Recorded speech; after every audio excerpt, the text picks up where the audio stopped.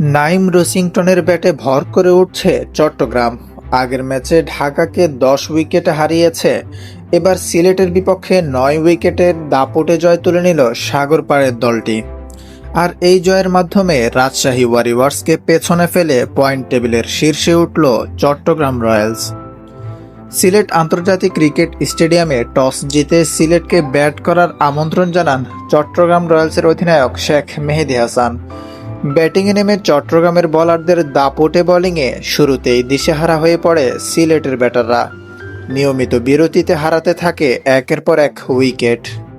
একমাত্র আজমতুল্লাহ ওমরজাই ছাড়া ব্যাট হাতে সুবিধা করতে পারেননি কেউই। ৪১ বলে ৪৪ রান করেন এই আফগান অলরাউন্ডার। নির্ধারিত ২০ ওভারে সিলেট সংগ্রহ করে ১২৬ রান। ১২৭ রানের মামুলি টার্গেটে ব্যাট করতে নেমে কোনো চাপেই নেননি চট্টগ্রামের দুই ওপেনার মোহাম্মদ নাইম শেখ ও অ্যাডাম রসিংটন। ওপেনিং জুটিতেই আসে ১১৫ রান, তাতে জয়ের ভিত পেয়ে যায় দলটি। নাইম শেখ আউট হন ৫২ রানে, তবে জয় নিশ্চিত করে আসেন আরেক ওপেনার রসিংটন। 50 পূরণের পর ৭০ রানে অপরাজিত থাকেন তিনি।